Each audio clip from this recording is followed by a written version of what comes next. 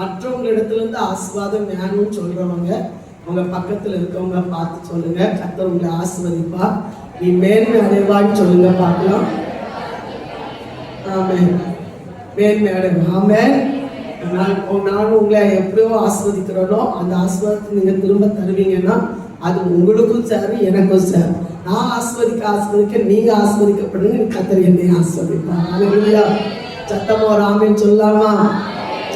நல்லவர். இந்த நாளிலே நாம் அங்கங்கே கூடியிருந்த நம்மளை எவ்வளோ கிலோமீட்டர் தூரத்துல இருந்தும் நம்ம இருந்த நம்மை கர்த்தர் நம்மளை ஒன்று சேர்த்து கூட கர்த்தர் பேசுவாராக. 26வது அதிகாரம் 7வது வசனத்தை வாசிங்க பார்க்கலாம்.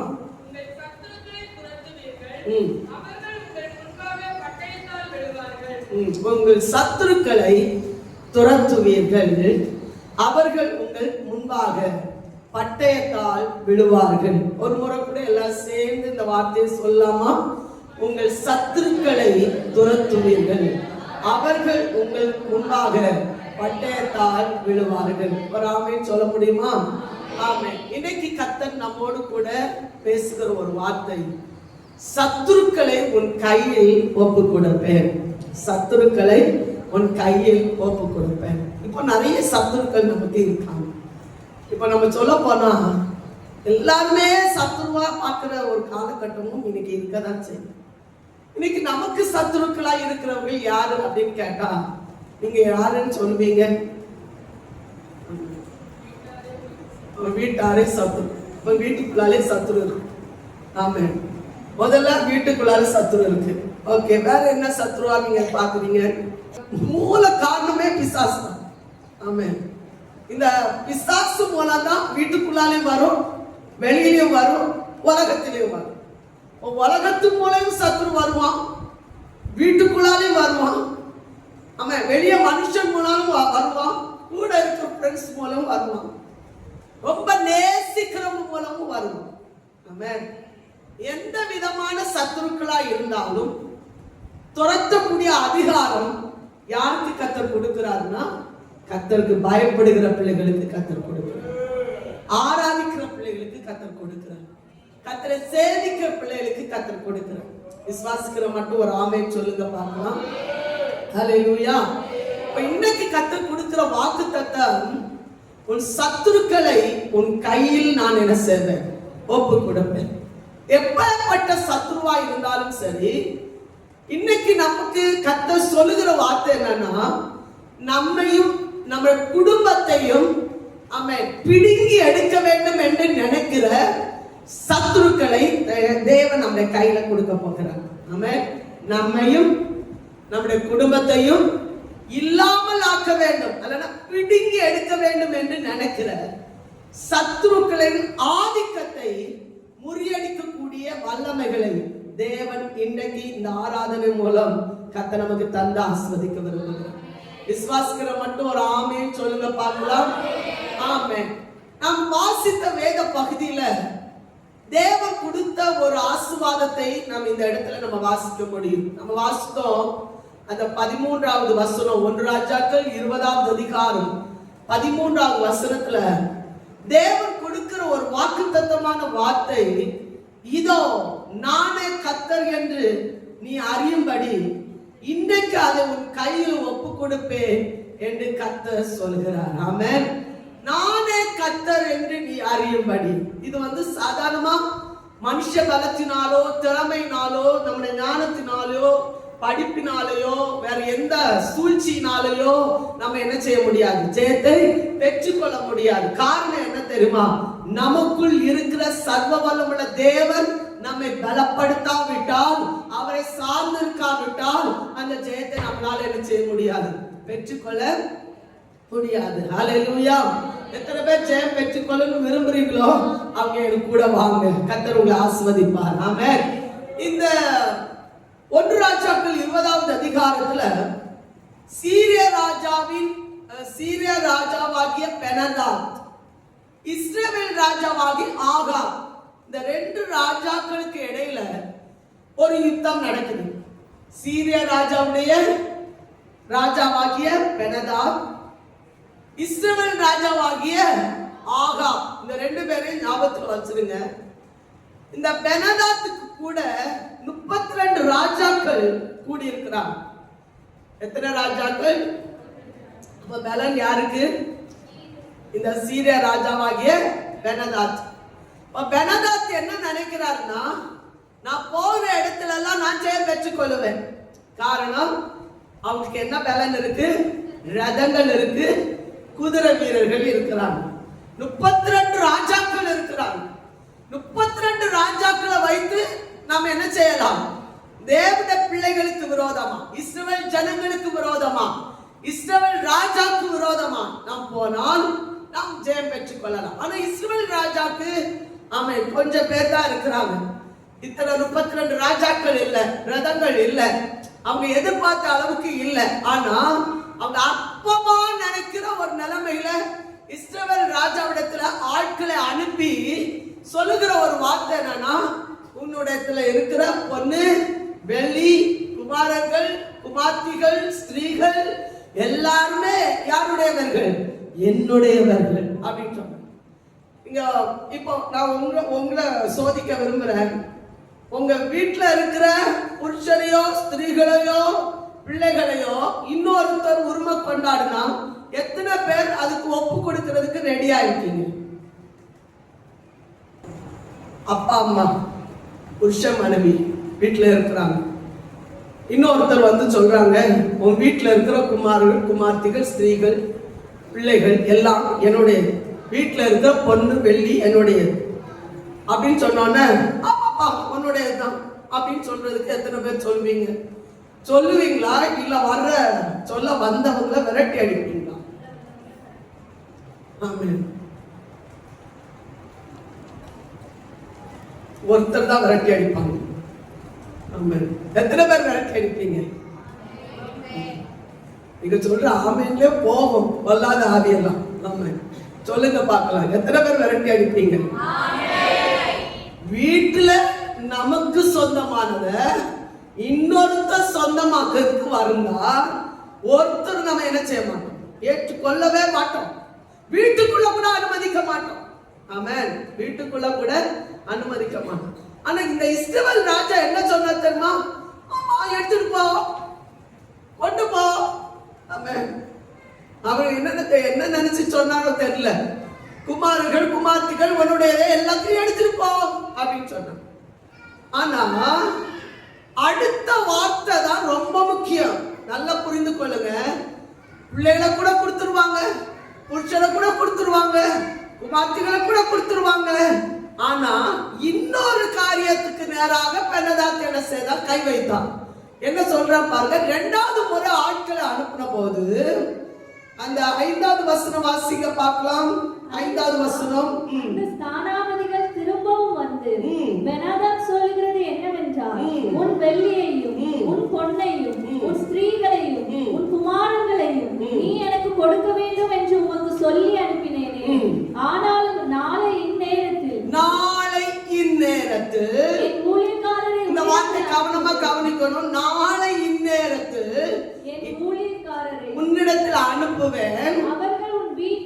அவர்கள் உன் வீட்டையும் உன் ஊழியக்காரரின் வீடுகளையும் சோதித்து கண்ணுக்கு பிரியமானவைகள் எல்லாவற்றையும் சேர்ந்து சொல்லுங்க பார்க்கலாம். உன் கண்ணுக்கு பிரியமானவைகள் எல்லாவற்றையும் தங்கள் கைகளில் எடுத்துக்கொண்டு போவார்கள் என்று சொன்னார்கள்.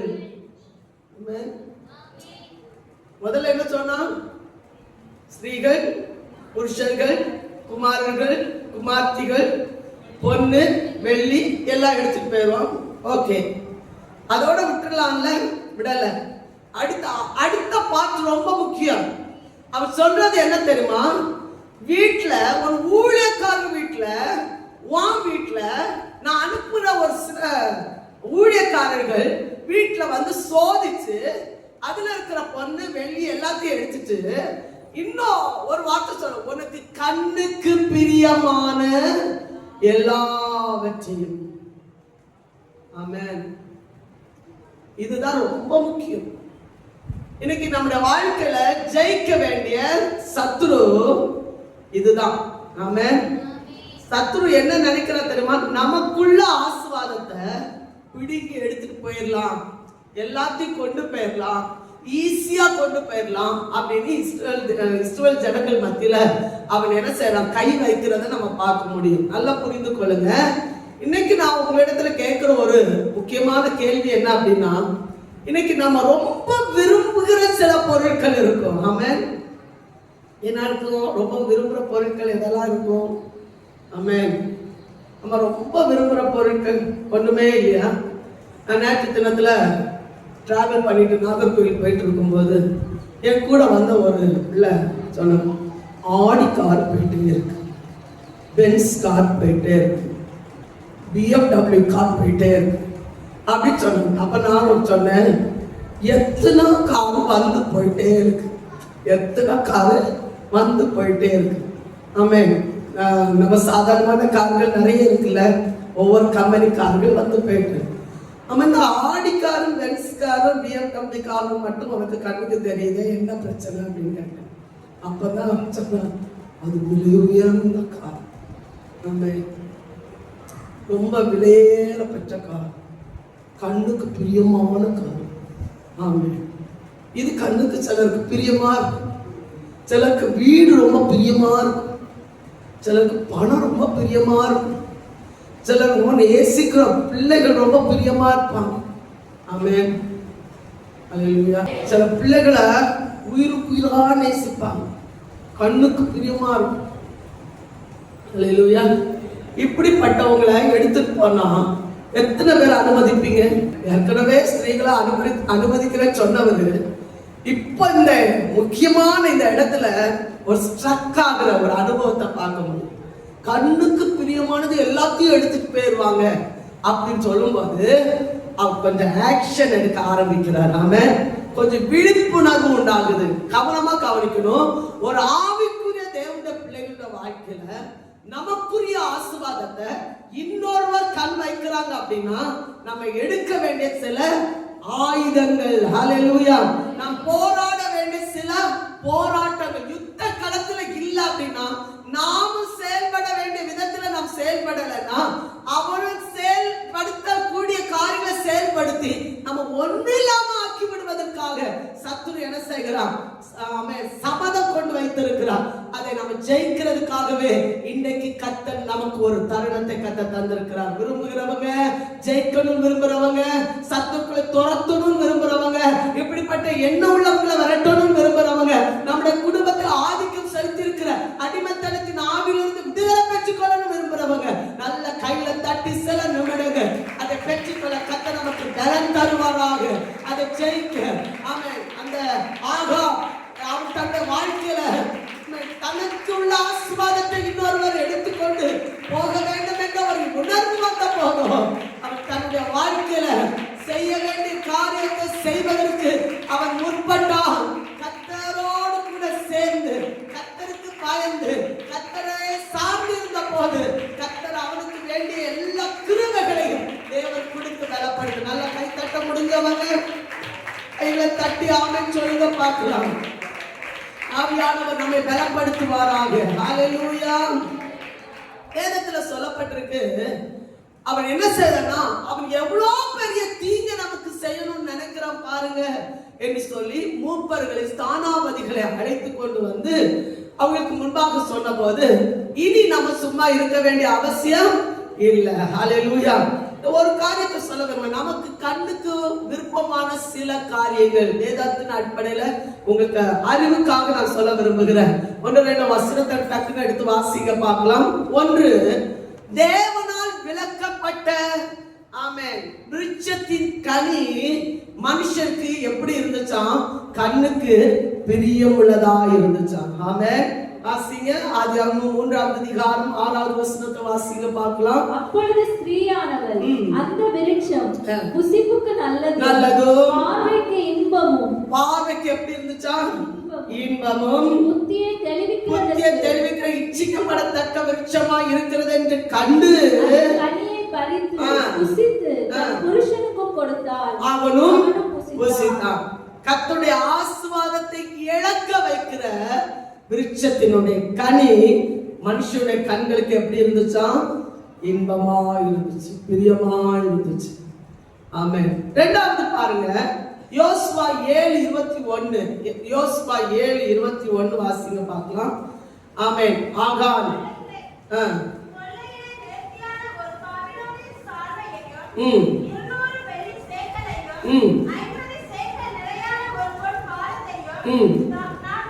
நான் கண்டு அவைகளை ஈச்சித்து எடுத்துக்கொண்டேன். என் கூடாரத்தின் மத்தியில் பூமிக்குள் பதிந்திருக்கிறது வெள்ளி அதன் அடியில. அப்ப கண்ணுக்கு பிரியமா இருந்தது அடுத்த வீட்டுல இருந்த அல்ல அடுத்த தோட்டத்தில் இருந்த பொருள். ஆமென். அல்லேலூயா. சாபத்தினான பொருள் எங்க இருக்கு? வீட்டுக்குள்ளார இருக்கு. ஆமென். புதைஞ்சு இருக்கு. இப்படிப்பட்ட பொருட்கள் எல்லாம் தேவன் விரும்பத்தகாத பொருட்கள். இன்னைக்கு நமக்கு கண்ணுக்கு முன்னால இருக்குன்னா அந்த சத்துருவை நம்ம இன்னைக்கு விரட்டி அடிச்சே ஆகணும். ஹல்லேலூயா.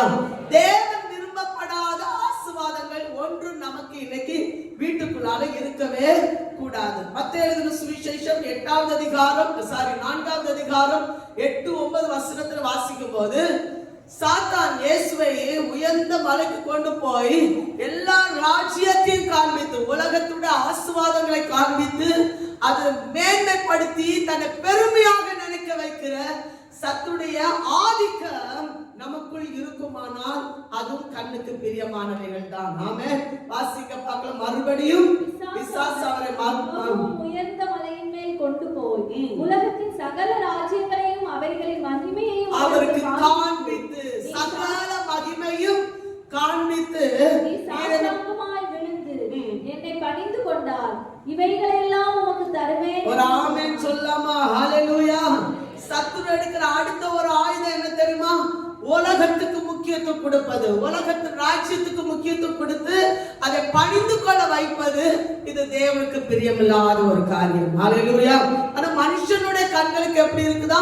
பிரியமுள்ளதா இருக்கு. 1 யோவான் 2வது அதிகாரம் 15-16 வசனத்தை நீங்க வாசிக்கும் போது, உலகத்தில் உள்ளவைகளிலும் அன்பு கூறாதிருங்கள். ஒருவன் உலகத்தில் அன்பு கூர்ந்தால் அவனிடத்தில் என்ன இல்லை? பிதாவின் அன்பு இல்லை. ஆமென். எல்லாம் சேர்ந்து இந்த வசனத்தை நம்ம எல்லாம் சேர்ந்து சொல்லுவோம். உலகத்தில் உள்ளவைகளிலும் அன்பு கூறாதிருங்கள். ஒருவன் உலகத்தில் அன்பு கூர்ந்தால் அவனிடத்தில் என்ன இல்லை? பிதாவுடைய அன்பு இல்லை. அடுத்த வசனத்தை வாசிக்க பார்க்கலாம்.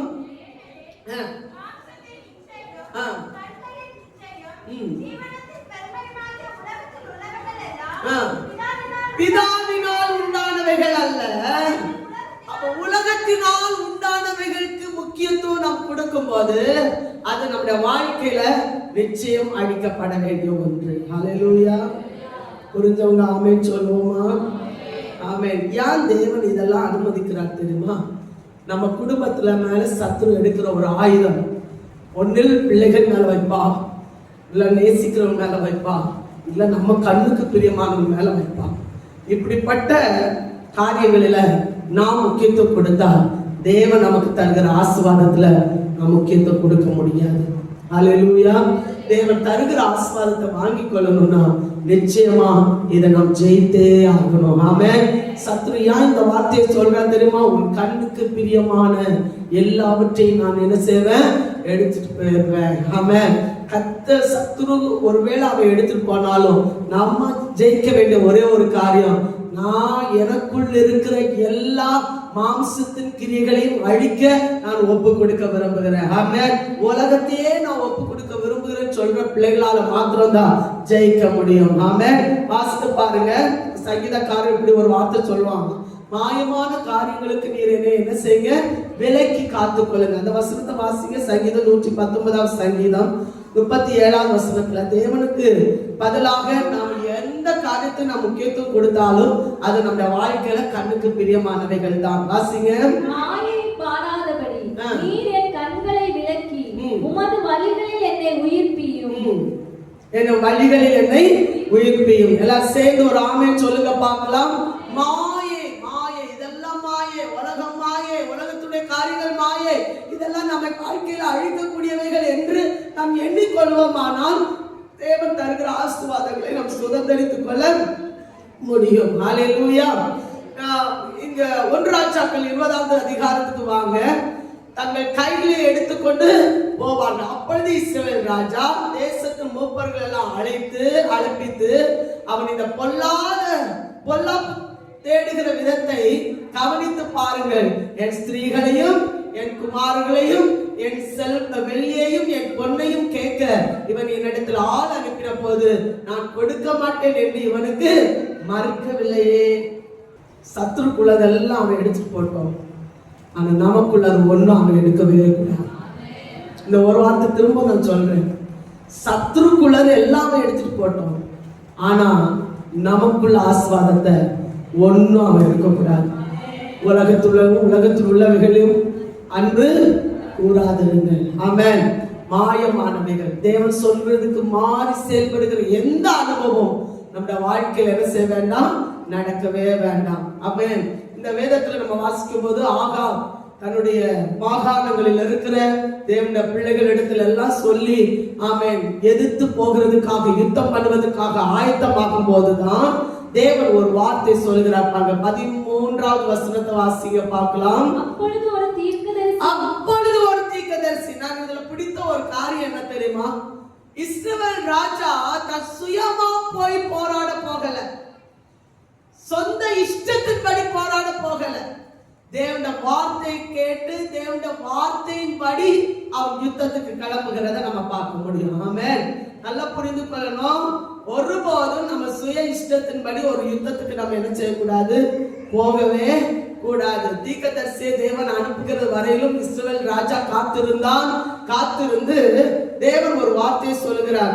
அந்த ஏராளமான ஜன கூட்டத்தை எல்லாம் கண்டாயா, இதோ நானே கர்த்தர் என்று நீ அறியும்படி இன்றைக்கு அதை உன் கையில் நான் என்ன செய்வேன், ஒப்பு கொடுப்பேன் என்று கர்த்தர் சொல்கிறார். ஹல்லேலூயா. ஜனங்களை பார்த்து சோர்ந்து போகாதீங்க, ஆட்களை பார்த்து சோர்ந்து போகாதீங்க, பணத்தை பார்த்து சோர்ந்து போகாதீங்க. நமக்குள் இருக்கிற தேவன் பெரியவர் என்பதை அறிந்து கொள்வதற்கு கர்த்தர் நமக்காக யுத்தம் செய்வார். ஹல்லேலூயா. இருக்கீங்களா எல்லாரும்? ஒரு ஆமென் சத்தமா சொல்லுங்க பார்க்கலாம். ஆமென். கர்த்தரே தேவன் என்று அறிந்து கொள்வார்கள். நீங்கள் அமர்ந்திருந்து நானே தேவன் என்று அறிந்து கொள்வீர்கள். கர்த்தர் நிச்சயமா நம்மோடு கூட இருப்பார் என்றால் கர்த்தர் நம்மளை கைவிடவே மாட்டார். ஆமென். இந்த ஆகாப் பார்த்து கேட்கிற ஒரு கேள்வி பாருங்க. அந்த தீர்க்கதரிசனத்துல 14வது வசனம், யாரை கொண்டு என்று ஆகாப் கேட்டால் அதற்கு அவன் மாகாணங்களினுடைய அதிபதிகளின் சேவகர்களை கொண்டு என்று கர்த்தர் சொல்கிறார் என்றார். பின்பு அவன் யுத்தத்தை யார் துவக்க வேண்டும் என்று கேட்டார். எப்போதுமே கர்த்தரிடத்துல ஒரு ஆலோசனையோட கர்த்தர் சமூகத்துல நம்ம யுத்தத்துக்கு போனா அந்த யுத்தத்துல நமக்கு ஒரு ஜெயம் கட்டாயம் உண்டு. ஆமென். ஹல்லேலூயா. கையை தட்டி ஒரு ஆமென் சொல்லுங்க பார்க்கலாம். கர்த்தரோடு, கர்த்தர் சொல்லுகிற வார்த்தையோடு, கர்த்தர் சொல்லுகிற ஆலோசனையோடு நான் நிச்சயமா கர்த்தர் நமக்கு யுத்தத்தில் ஒரு விடுதலை தருவார். ஆமென். தீர்க்கதரிசி இடத்துல கேட்கிறார், யாரை கொண்டு இந்த யுத்தத்துல கர்த்தர் ஜெயத்தை தருவார்? இந்த இஸ்ரவேலுடைய மாகாணங்களில் இருக்கிற சேனைகளை கொண்டு. ஆமென். யார் முதல்ல யுத்தத்துக்கு போகணும்? நீ தான் போகணும். ஆமென். இன்னொருத்தரை கொண்டு நான் அதை செய்ய போறேன். நம்ம தான் போய் யுத்தத்துல நின்று அந்த யுத்தத்துல ஜெயத்தை பெற்றுக்கொள்ள கர்த்தர் நமக்கு கிருபை தருவார். ஆமென். இங்க பாருங்க, இந்த வார்த்தையை சொன்ன போது மாகாணத்தில் இருக்கிற சேவர்கள் எத்தனை பேர் என்று கேட்கும் போது 232 பேர் மாத்திரம் தான் அதுல இருந்தாங்க. எத்தனை பேர் இருந்தாங்களாம்? 232 பேர். அப்போ இஸ்ரவேல் ஜனங்கள் மத்தியில மொத்தத்துல நம்ம பார்க்கும்போது அதுல சொல்லப்பட்டிருக்கு 7000 பேர் கண்டுபிடிக்கப்பட்டார்கள். எத்தனை பேர் கண்டுபிடிக்கப்பட்டாங்க? 7000 பேர். இப்ப இந்த 7000 பேர் தான் யுத்தத்துக்கு போகணும். ஆமென். நிறைய பேர் இருக்கிற இடத்துல இந்த 7000 பேர் போய் நின்னா எப்படி நம்ம ஜெயத்தை பெற்றுக்கொள்ள முடியுமா? ஆமென். நம்ம நினைக்கலாம், ஒரு ஆளா நான் நின்று எப்படி நான் ஜெயத்தை பெற்றுக்கலாம். நேற்று தினத்துல ஒரு காரியத்தை சொல்றதுக்கு கர்த்தர் என்ன பலப்படுத்தினா. ஆமென். உன்னால சாத்தானுடைய ஒரு கூட்டம் இருக்குது. அந்த சாத்தான் கூட்டம் சொல்ற ஒரு காரியம், ஜெபிக்கிற பிள்ளைகளை பார்த்து ஆமென் நான் உன்னை என்ன செய்ய மாட்டேன், சும்மா விடவே மாட்டேன். ஆமென். இன்னும் தெளிவா சொல்றேனே, ஒரு கூட்டத்தார் முன்னால இருந்து எதிர்த்து நிக்கிறாங்க. யார் தெரியுமா? ஆண்டவரை அறியாத ஒரு கூட்டத்தார், விக்கிரங்களை வழிபடுகிற ஒரு கூட்டத்தார். அவங்க வந்து என்ன சொல்றாங்கன்னா, எங்க அம்மா வந்து என்ன செய்ய மாட்டாங்க, உங்களை சும்மா விட மாட்டாங்க, வச்சு செய்வாங்க அப்படின்னு சொன்னாங்களாம். அவன் வச்சு செய்வாங்க. வச்சு செய்வாங்கன்னா எந்த அம்மா? எங்க அம்மாவே தெரியாது. வச்சு செய்யறோட அம்மா யாரு அப்படின்னு கேட்டா, ஜெபிக்கிற 2 பிள்ளைகளை பார்த்து சொன்ன ஒரு வார்த்தை, வச்சு செய்வாங்கன்னா யாரு, அந்த அம்மா யாரு எங்களுக்கே தெரியாதே அப்படின்னா, அவங்க ஒரு பேரை சொல்லியிருக்காங்க, அந்த அந்த அம்மாவுடைய பேர். அப்படி சொன்ன உடனே அவங்க சொன்ன ஒரே ஒரு வார்த்தை, கர்த்தர் எங்களையும் வச்சு செய்வார். ஆமென். புரியல? ஆமென். தேவனை ஆராதிக்கிற பிள்ளைகளுக்கு விரோதமா எத்தனை பேர் வந்தாலும், எத்தனை கோடி வந்தாலும், எத்தனை 10,000 பேர் வந்தாலும் சத்துருக்கு கர்த்தருக்கு என்ன செய்ய மாட்டார், விட்டு கொடுக்கவே மாட்டார். ஜெபிக்கிற பிள்ளைகளுக்கு கர்த்தர் ஒருபோதும் சத்துரு கையில கர்த்தர் விட்டு கொடுக்கவே மாட்டார். விசுவாசிக்கிற மட்டும் ஆமென் சொல்லுங்க பார்க்கலாம். ஜெபிக்கிற பிள்ளைகளுக்கு சத்துருக்களை அவன் கையில தான் கர்த்தர் கொடுப்பார். ஜெபிக்கிறவனுடைய கையில தான் கர்த்தர் கொடுப்பார். ஆமென். ஹல்லேலூயா. அம்மா ஒரு ஆமென் சொல்றீங்களா? ஜீவனோடு ஒரு ஆமென் சொல்றீங்களா? ஆமென். ஒரு சத்துருவை விரட்டணும்னா, சத்துருவை குத்தணும்னா, இல்லைன்னா சத்துருவை அடிக்கணும்னா, கொல்லணும்னா நமக்கு வந்து ஆமென் அப்படியெல்லாம் போதாது. எப்படி சொல்லணும் தெரியுமா? கம்பீர சத்தத்தோட சொல்லணும். ஆமென். எவ்வளவு காலமா அது சொன்ன ஒரு சத்தியம் என்ன தெரியுமா? நம்ம ஸ்தோத்திரம் பண்றதும் அங்க அடி விழுது, நம்ம ஆமென் சொல்றதும் அங்க அடி விழுது. நம்ம எவ்வளவு கர்த்தரை துதிக்கிறோமோ அவ்வளவுக்கு ஜெய கர்த்தர் நமக்கு தந்து கொண்டே இருக்கிறார். விசுவாசிக்கிற மட்டும் ஆமென் சொல்லுவோமா? ஹல்லேலூயா. ஆமென். துதிக்கிற பிள்ளைகள் முன்னால ஓடணும், ஜெயிக்கிறவங்க ஓடணும், முன்னால நிக்கிறவங்க ஓடி கர்த்தருடைய நாமத்தை மகிமைப்படுத்தும் போது கர்த்தர் யுத்தத்துல கர்த்தர் நமக்கு ஜெயத்தை தர அவர் போதுமானவர். ஹல்லேலூயா. இந்த 1000 பேர், நிறைய ரதங்கள் இருக்கு, குதிரைகள் இருக்கு, 32 ராஜாக்கள் இருக்கிறாங்க. அவங்களுக்கு பக்கத்துல சீரிய ராஜாவுக்கு நிறைய பலன் இருக்குது. அவங்க எதிர்த்து வந்து நிக்கிறதுக்கு அவங்க சொல்றாங்க, ஆமா நாங்க தான் ஜெயம் பெற்றுக் கொள்வோம் அப்படின்னு சொல்றாங்க. இவங்க 7000 பேரோடு கூட கடந்து செல்லும் போது அப்பமா எண்ணப்படுகிற ஒரு சூழ்நிலையில தேவன் சொல்கிறார், நானே கர்த்தர், இந்த ஜனங்கள் மத்தியில நான் ஒருவர் இருக்கிறேன் என்பதை அறிந்து கொள்வார்கள். ஹல்லேலூயா. யுத்தத்துல கர்த்தர் உங்களுக்கு ஜெயத்தை தருவார். சத்துருக்களை உன் கையில நான் என்ன செய்வேன், ஒப்பு கொடுப்பேன். விசுவாசிக்கிறீங்களா? அவன் சத்துரு கையில கர்த்தர் நம்மளை ஒப்பு கொடுக்கிறதுக்காக இந்த இடத்துல கர்த்தர் கொண்டு வந்து இருந்தல. அவன் அவர்களை நம் கையில ஒப்பு கொடுக்கிறதுக்காக தான் கர்த்தர் நம்மளை கொண்டு வந்து நிறுத்தி இருக்கிறார். எத்தனை பேர் விசுவாசிக்கிறீங்க? 2 கைகளை உயர்த்தி அசைச்சு சொல்லுங்க, கர்த்தர் எங்க பக்கத்துல இருக்கிறதுனால நான் அசைக்கப்படுவதில்லை சொல்லுங்க. கர்த்தர் யுத்தத்தில் வல்லமுள்ள தேவன் நம்மோடு கூட இருக்கிறதுனால கர்த்தர் நமக்கு ஜெயத்தை தந்து பலப்படுத்துகிறவர். 2 கை வைத்து ஒரு சத்தத்தை உயர்த்தி ஒரு ஆமென் சொல்லலாமா? ஹல்லேலூயா. ஆமென். நம்ம தேவன் யுத்தத்தில் வல்லமுள்ளவர். ஆமென். அவர் கொஞ்சம் பேரை கொண்டு அற்புதங்களை செய்ய அவரால முடியும். ஆமென். ஹல்லேலூயா. சிலர் விசுவாசிக்கிற பிள்ளைகளுக்கு சத்துருக்களை அவன் கையில கர்த்தர் என்ன செய்திருக்கிறார், ஒப்புக்கொடு. ஒரு சிலரை மட்டும் உங்களுக்கு முன்னால நிறுத்த விரும்புகிறேன். எடுத்துக்கொள்ளுங்க பார்க்கலாம். ஆமென். ஆதியாகமம் 14வது அதிகாரம் 20வது வசனத்துல ஆபிரகாமுக்கு லோத்தும் அவருடைய குடும்பத்தையும் சத்துரு அவருடைய பொருட்களை எல்லாத்தையும் எடுத்துக்கொண்டு போன பின்பு ஆபிரகாம் அவருக்கு எதிராக கடந்து சென்று சாதாரணமா முறியடிக்கக்கூடிய பலனை கர்த்தர் என்ன செய்தார், கொடுத்தார். அந்த வசனத்தை எடுத்தவங்க வாசிங்க பார்க்கலாம். ஆதியாகமம் 14வது அதிகாரம். உன் சத்துருக்களை உன் கையில் ஒப்பு கொடுத்த உன்னதமான தேவனுக்கு ஸ்தோத்திரம் என்று சொன்னார். இவனுக்கு ஆபிரகாம் எல்லாவற்றிலும் தசமபாகம். இவனுக்கு ஆபிரகாம் அப்பனா ஒன்று விடாமல் சகலவற்றையும் திருப்பிக் கொள்வதற்கு ஆபிரகாமும் கூட போன யுத்த வீரர்களுக்கும் கர்த்தர் என்ன செய்தார், கிருபை கொடுத்தார். ஹல்லேலூயா. இந்த வார்த்தை புரிஞ்சுதா? ஒன்று விடாமல். ஆமென். சகலத்தையும் கர்த்தர் என்ன செய்தார், லோத்தையும் லோத்தின் குடும்பத்தையும் பொருட்களையும் கர்த்தர் திருப்பி கொண்டு போனாங்க. திருப்பி எடுக்க கர்த்தர் கிருபை கொடுத்தார். ஆமென். கொண்டு போனாலும் திருப்பி எடுக்க பலன் தருவார். பிசாசு கொண்டு போவான், ஆமென், சத்துரு கொண்டு போவான். ஆனா விசுவாசிக்கிற ஆபிரகாம் மூலம் கர்த்தர் அதை திருப்பி எடுக்க கர்த்தர் பலன் கொடுத்தார். இந்த வார்த்தை எத்தனை பேருக்கு புரிஞ்சது? ஒரு முறை கூட சொல்றேன். லோத்து குடும்பத்தையும் பொருட்களையும் சத்துருக்கள் என்ன செய்தாங்க, எடுத்துட்டு போயிட்டாங்க. ஆனா ஆபிரகாம் இதை கேள்விப்பட்ட போது இதை நம்ம சும்மா விடக்கூடாது. நம்ம சகோதரனை நம்ம என்ன செய்யணும்? மீட்டு எடுக்கணும். ஆமென்.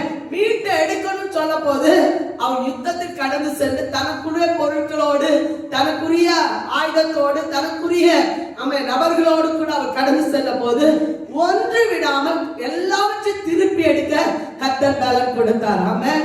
நம்ம குடும்பத்தில் இருக்கிற ஒருத்தரையும் சத்துரு கையில நம்ம விட்டு கொடுக்கவே கூடாது. நம்ம பிள்ளைகளை விட்டு கொடுக்க கூடாது, புருஷனை விட்டு கொடுக்க கூடாது.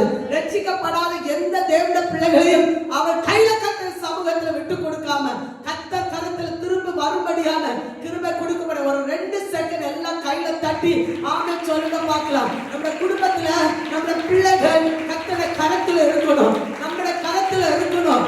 ஆவி பலனால் நிரப்பப்படணும். சத்துரு எடுத்துக்கொண்டு போக விடவே கூடாது. சத்துரு கையில விடவே கூடாது. எடுத்துக்கொண்டு போக, கொள்ளை கொண்டு போக, அவன் கையில இருந்து அதை அனுபவிப்பதற்கு ஒருபோது அதை அனுபவிக்க கூடாது. நம்ம ஆண்டவரை ஆராதிக்கிற பிள்ளைகள் எல்லாருமே நாம் ஜெயம் பெற்றவர்களாம். ஆபிரகாம் போராடி ஜெயம் பெற்று தன் சகோதர குடும்பத்தை அவன் மீட்டு ஒரு அபிஷேகத்தை இன்னைக்கு கத்த தருவாராக. சொல்லுங்க, நல்ல கைகளை கட்டி சொல்ல முடியுமா? ஒப்பு கொடுப்பேன், ஒப்பு கொடுப்பேன் அப்படின்னு சொன்னா விசுவாசத்தோடு யுத்தம் பண்ணினான், விசுவாசத்தோடு ஜெயித்தான், விசுவாசத்தோடு அவங்க தன் பக்கமாக இழுத்து கொண்டு வந்தான். அதுல ஒரு சந்தோஷம் இருக்கு, அதுல ஒரு சமாதானம் இருக்கு, சத்துருவை வீழ்த்தக்கூடிய ஒரு அதிகாரம் இருக்கு. ஹல்லேலூயா. நல்ல பலமா. ஹல்லேலூயா. மோசேக்கு ஆண்டவர் சொன்னார், சத்துக்களை உன் கையில என்ன செய்வேன்? ஒப்பு கொடுப்பேன். வாசிங்க பார்க்கலாம். என்னாகமம் 21 அதிகாரம் 34 வசனத்தை வாசிங்க பார்க்கலாம். என்னாகமம் 21:34 வசனம்.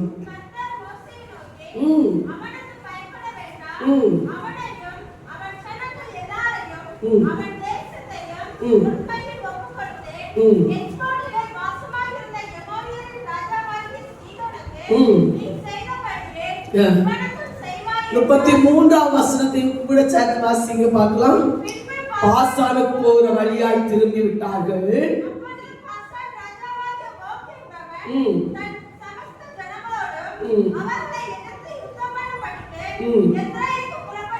அதுல சங்கீதம் 136 அது இது இப்படி இருக்கட்டும். சங்கீதம் 136 பாசானை அழித்த தேவனுக்கு துதியுங்கள், அவர் நல்லவர், அவர் கிருபை.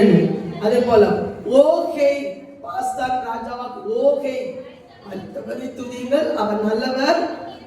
ஓகே எதிராக வரும்போது நான் சொல்ற ஒரு வார்த்தை 34 வசனம் வாசிக்க பார்க்கலாம். 34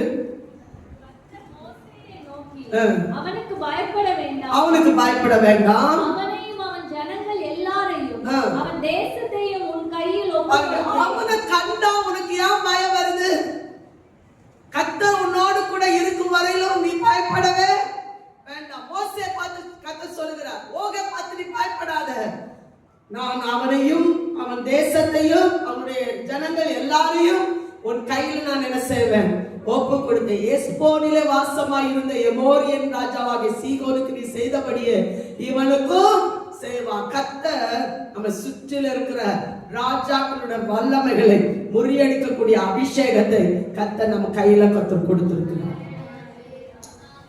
பலன் இருக்கிறவங்க, ஜெயம் இருக்கிறவங்க, ஆமென், திராணி இருக்கிறவங்க சொல்ல முடியும், நான் ஜெயிப்பேன். ஹல்லேலூயா. கர்த்தர் கையில ஒப்பு கொடுத்த நான் ஜெயிப்பேன். எனக்கு ஜெயிக்கக்கூடிய சகலவற்றையும் ஜெயிக்கக்கூடிய ஒரு அதிகாரத்தை தேவன் நம்ம கையில கொடுத்திருக்கிறார். ஆமென். கிதியோனை பாருங்க, கிதியோன் எடுக்கலாம்னு சொன்னா இந்த மீதியானவருக்கு நீங்க என்ன செய்ய வேண்டாம், பயப்பட வேண்டாம், நான் ஒன்ன கொண்டு நான் என்ன செய்வேன்? ஜெயத்தை தருவேன். நிறைய பேர் யுத்தத்துக்கு வந்தாங்க, பயப்படவங்க எல்லாம் போயிட்டாங்க. ஆனா 300 பேரை கொண்டு கர்த்தர் இந்த தேசத்தை உன் கையில ஒப்பு கொடுத்தேன்னு சொன்னாங்க. ஹல்லேலூயா. வாசித்து பாருங்க, நியாயாதிபதிகள் 7வது அதிகாரம் 7வது வசனத்தை வாசிங்க பார்க்கலாம். 7வது அதிகாரம் 7வது வசனம். அப்பொழுது கர்த்தர் கிதியோனை நோக்கி, நக்கி குடித்த அந்த 300 பேராலே நான் உங்களை ரட்சித்து மீதியானியரை உன் கையில் ஒப்பு கொடுப்பேன். மற்ற ஜனங்கள் எல்லாரும் தங்கள் தங்கள் இடத்துக்கு போகணும். 9வது வசனத்தை வாசிங்க பார்க்கலாம். அன்று ராத்திரி கர்த்தர் அவரை நோக்கி, நீ எழுந்து இந்த சேனையிடத்திற்கு போ, அதை உன் கையில நான் என்ன செய்கிறேன்? ஒப்பு கொடுத்தேன். ஹalleluya. நிறைய பேரை கொண்டெல்லாம் கர்த்தர் யுத்தத்துக்கு போக சொன்னது. கர்த்தர் 300 பேரை கொண்டு ஹalleluya 300 பேர் ஒருமனப்பட்டாங்க. ஒன்று போல எக்காலங்களை ஊதினாங்க. இதுல இருக்கிற அத்தனை பேர் ஒன்று போல எக்காலம் ஊதினா எப்படி சத்தமா 300 பேர் ஒன்று போல சொன்னாங்க. ஒன்று போல காலத்தை ஊதினாங்க. ஒன்று போல தீவட்டி எரிச்சாங்க. ஒன்று போல பானை என்ன செய்தாங்க, உடைச்சாங்க. அந்த இடத்துல ஒரு ஜெயம் உண்டாயிடுச்சு. ஹalleluya சத்தமா ஹalleluya ஹalleluya ஹalleluya. நல்ல கையில கட்டி ஆமென் சொல்லுங்க பார்க்கலாம். நமக்கு எதிராக இருக்கிற எல்லா சத்துருக்களை முறியடிக்கக்கூடிய ஒரு தேவ வல்லமை, ஒரு தேவ அபிஷேகம் நம்மை சுற்றிலும் கர்த்தருடைய மகத்துவத்தை கர்த்தர் விளங்கப்படி நான் சொல்றவங்க நல்ல ஆவில நிரம்பி சொல்லுவோமா?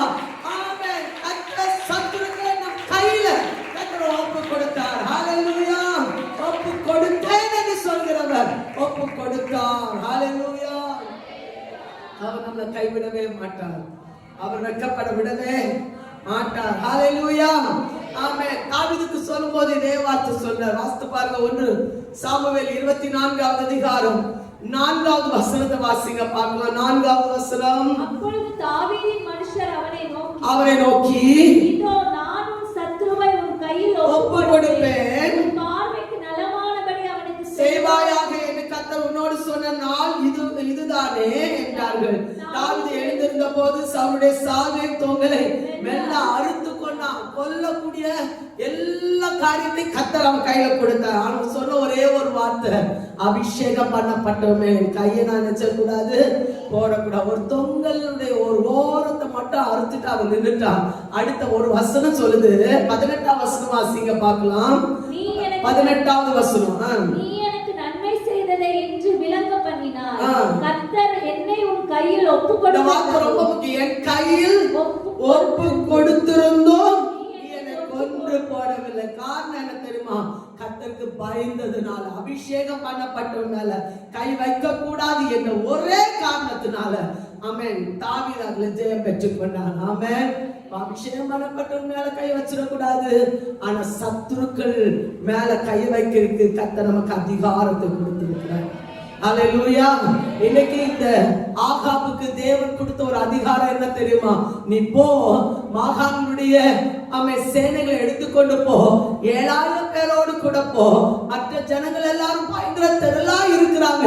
ஆனா இவங்க போகும்போது அற்பமா எண்ணப்பட்டிருந்தாலும் கர்த்தர் இந்த பக்கத்துல கர்த்தர் சொன்ன ஒரு வார்த்தை இருந்தது. ஆமென். கர்த்தர் அவங்களுக்கு யுத்தம் பண்ணினார். ஹalleluya. வேதத்துல சொல்லப்பட்டிருக்கு, எல்லாரும் முறிந்தோடி போனாங்க. அவங்க தேசத்துக்கு ஓடியே போனாங்க. இன்னும் ஒரு வார்த்தை அதுல சொல்லப்பட்டிருக்கு, எதிராக வந்த சீரிய ராஜா என்ன செய்தான்னா ஓடியே போயிட்டான். ஆமென். கொல்லாம விட்டதுனால ஓடி போயிட்டான். கொல்லாம விட்டா என்ன நடக்கும் தெரியுமா? அடுத்த வருஷத்துல வந்து நிற்பான். கொல்லாம விட்டா என்ன வரும்? அடுத்த வருஷத்துல வந்து நிற்பான். அவன் கொல்ற வரையில அவன் நிற்பான். அவன் புரியல. அவன் ஜெயிக்கிற வரையில அவன் யுத்தம் பண்ணிட்டே நிற்பான். அவன் ஆவிக்குரிய கோணத்துல சத்துருக்களை விரட்டக்கூடிய ஒரு அதிகாரத்தை தேவன் நமக்கு தந்திருக்கும் போது அதை விரட்டினால் மட்டும்தான் அந்த விஷயத்துல நமக்கு ஒரு ஜெயம் உண்டு. குடும்பத்துல ஒரு ஜெயம் உண்டு, பிள்ளைகள் வாழ்க்கையில ஒரு ஜெயம் உண்டு, தனிப்பட்ட வாழ்க்கையில ஒரு ஜெயம் உண்டு. நம்முடைய ஆசீர்வாதங்களை கொண்டு போகணும்னு நினைக்கிற சத்துருக்களை முறியடிக்கும் போதுதான் அதை அனுபவிக்க வேண்டிய ஒரு கிருபை கர்த்தர் நமக்கு தருகிறார். ஹalleluya. வேதத்துல வாசிக்கிறோம். வாசிங்க பார்க்கலாம். இந்த வசனத்தை வாசிங்க. 20, 21 வசனங்களை வாசிங்க.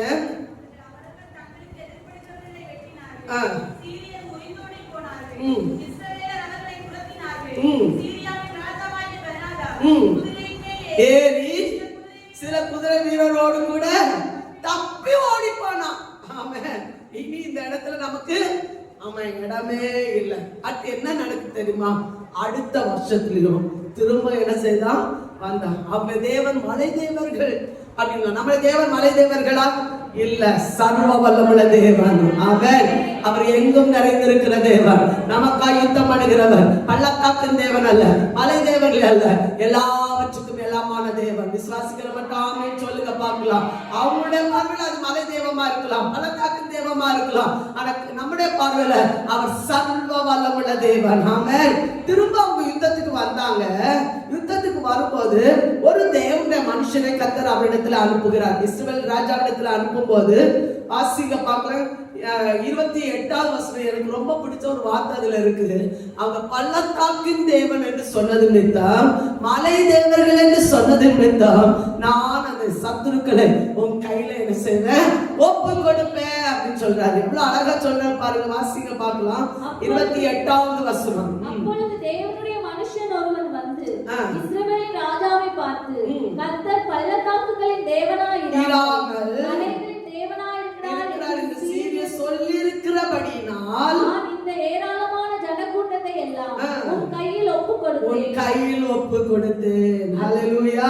அதனால் நானே கர்த்தர் என்று நீங்கள் அறிவீர்கள் என்று கர்த்தர் சொல்லுகிறார். 7 நாள் அளவும் அவங்க யுத்தத்துல நின்னாங்க. ஒரே நாள்ல சீரியர்கள் லட்ச காலாட்களை இவர்கள் மலங்கடித்தார்கள். ஆமென். ஒரே நாள்ல லட்ச ஜனங்களை காலாட்களை இவங்க என்ன செய்தாங்க, மலங்கடித்தாங்க. ஆனா அந்த சீரிய ராஜாவோ என்ன செய்தா தெரியுமா, தன் தேசத்துல பதுங்கி இருந்தான். அவன் இன்னும் சாகல.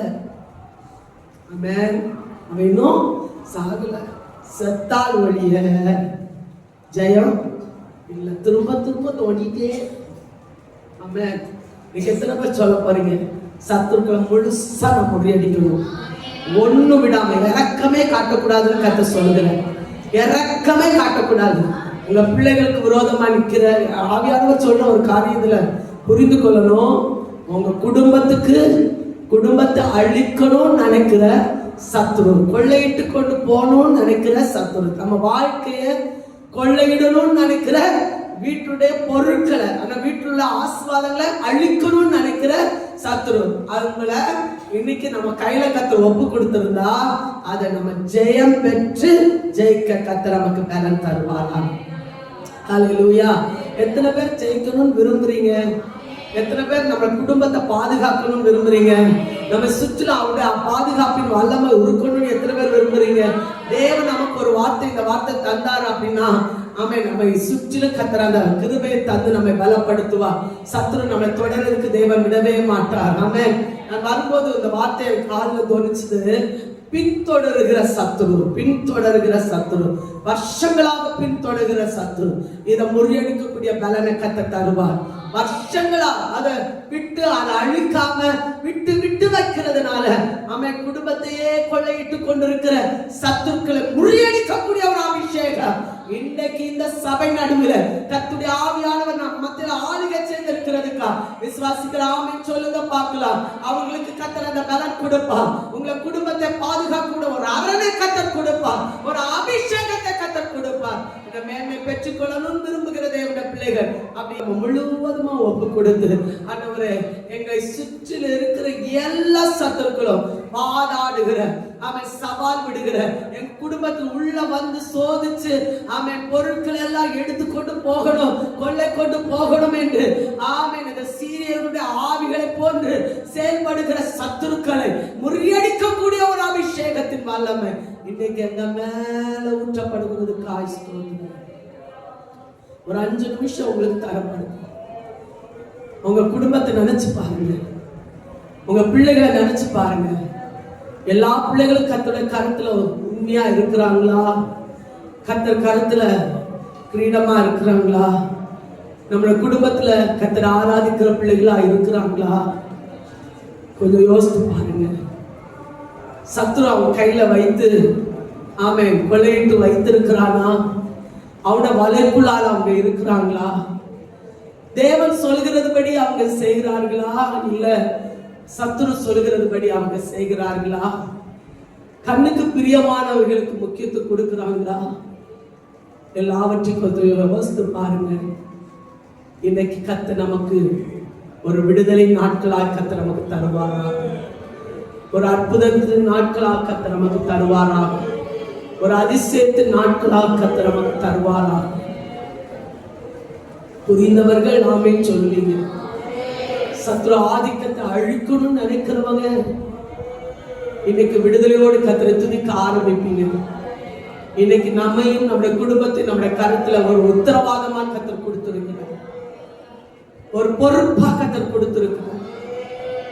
தேவ சமத்துல விசுவாசம் இல்லாமல் யுத்தத்துல நிற்காம இந்த ஜெயத்தை நம்மளால பெற்றுக்கொள்ளவே முடியாது. யுத்த வீரர்களால மட்டும்தான் இதை பெற்றுக்கொள்ள முடியும். ஜபத்துல யுத்தம் பண்ணுகிறவங்களால மட்டும்தான் இதை ஜெயிக்க முடியும். நம்முடைய குடும்பம் பாதுகாக்கப்படணும். எத்தனை பேர் விரும்புறீங்க? கர்த்தர் சொல்லுகிறார், கையில கத்த ஒப்பு கொடுப்பேன், பின்னால பார்க்கும்போது ஒப்பு கொடுத்தேன். சத்ருவினை மேற்கொள்ள முடியாது, சத்ருவினை வர முடியாது, சத்ருவினை நம்ம குடும்பத்தை வாழாட்ட முடியாது, நம்ம பொருட்களை கொள்ளையிட்டு கொண்டு போக முடியாது, நம்முடைய பிள்ளைகளை கொள்ளையிட்டு கொண்டு போக முடியாது, புருஷர்களை கொள்ளையிட்டு கொண்டு போக முடியாது. எத்தனை பேர் அவருடைய வலையில இருக்கிறாங்க? அந்த வலையில இருந்து மீட்டெடுக்கப்பட வேண்டும் என்று எத்தனை பேர் விரும்புறீங்க? நம்முடைய குடும்பத்தில் இருக்கிற தேவனுடைய பிள்ளைகள் எல்லாரும் ஆபிரகாம் தேவனுடைய தன்னுடைய சகோதரருக்காக குடும்பத்துக்காக போராடி ஜெயம் பெற்றுக் கொண்டது போல ஜெயிக்க எத்தனை பேரால முடியும்? பிள்ளைகளை தொட முடியாது. இன்னைக்கு பிள்ளைகள் குடும்பத்து மேல பெரிய இந்த பாரத்தை கத்தர் இந்த நாள்ல இந்த சபை மேல கத்தர் வைக்கிறார். குடும்பமாய் ஆராதிக்க முடியாம, குடும்பமாய் கத்தரை துதிக்க முடியாம சத்துரு தன் அறைக்குள்ளால வைத்திருக்கிற ஆமை எல்லா அந்தகாரக்குரிய வல்லமைகள் இயேசுவினால் உடைவதாக. துருதலை கவிழ்ந்தோட நித்தமும் கிரியை செய்திடும் சத்துரு தலை கவிழ்ந்தோட நித்தமும் கிரியை செய்திடும் என்னை தேற்றிடும் அடையாளம் இயேசுவே என்று காட்டிடுமே. என்னை தேற்றிடும் அடையாளம் இயேசுவே என்று காட்டிடுமே. திருப்பாதம் நம்பினதே கிருபை நிறை இயேசுவே